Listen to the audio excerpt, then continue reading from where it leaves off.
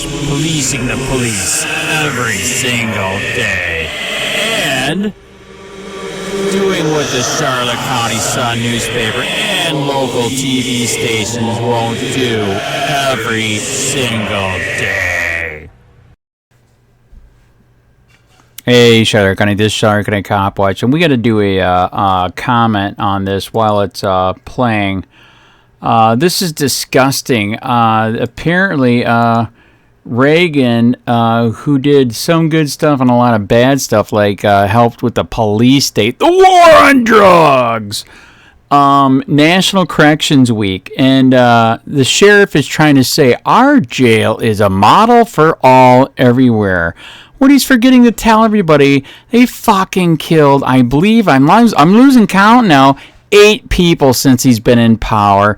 They sent one lady outside because they knew she was going to die and let her die outside. There's others that we've heard that they let go early and die at the hospital because they didn't want them to die while they were on their dime. So this is just freaking disgusting. This fucking prick, Charlotte County Sheriff Bill PRUMMELL, a felon himself, third-degree felony for having an illegal list of gun owners and profiling them, and countless misdemeanors for violating records law, said that their detention bureau is the best at what? Killing people?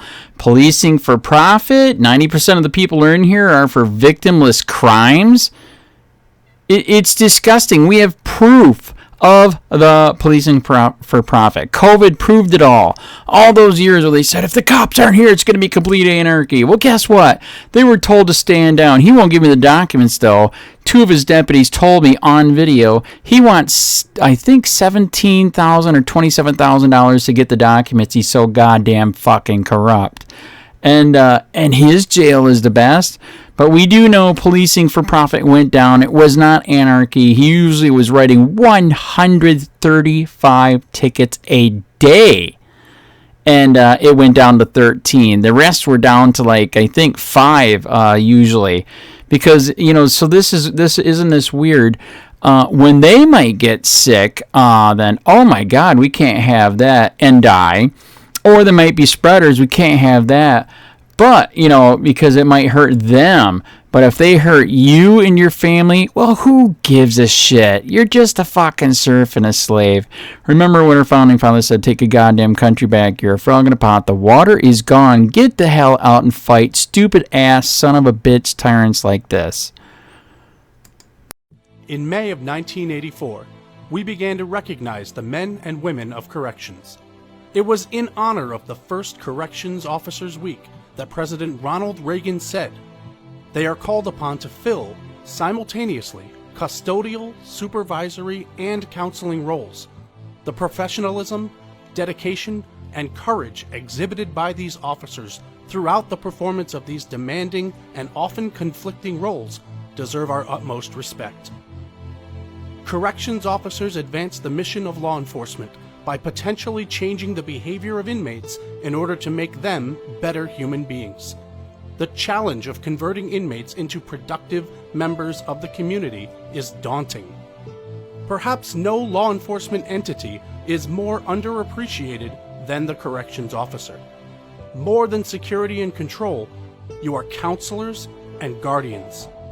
Your responsibilities have become increasingly complex and demanding.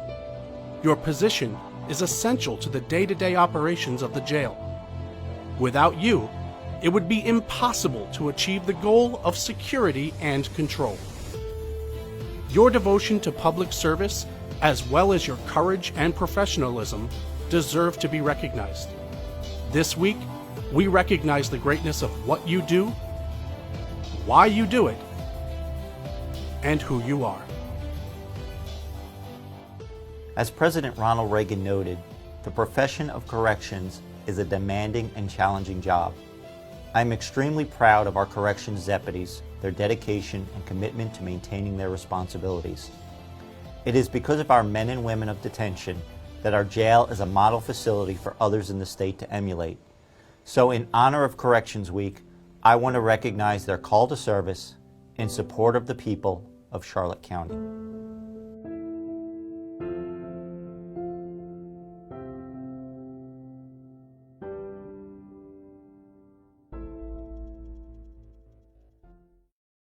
The unanimous opinion reached by the court, read by Justice Scalia. Petitioners do not dispute that the police had probable cause to believe that they had violated the D.C. traffic code. Instead, they advance a new argument that in the unique context of civil traffic regulations, probable cause is simply not enough. Automobile use, they say, is so heavily and minutely regulated that total compliance is nearly impossible. Almost all motorists frequently commit technical violations. The danger of approving all traffic stops based on probable cause, they claim, is that it creates a temptation for the police to use traffic stops as a means of investigating other law violations, as to which no probable cause exists, and enables the police to single out disfavored groups for unwelcome police attention. For this reason, petitioners argue, the Fourth Amendment test for traffic stops should be not simply whether probable cause existed to justify the stop, but rather whether a police officer acting reasonably would have made the stop for the reason given. In earlier cases, we have effectively rejected the notion that the constitutionality of traffic stops depends upon the actual motivations of the individual officers involved. Hey Charlotte County, this is Charlotte County Cop Watch. I am using any video here with under fair use if you have criticism, reporting, teaching, etc. And please donate. I do not make money from YouTube, and there are different ways to donate in the video links. Thanks.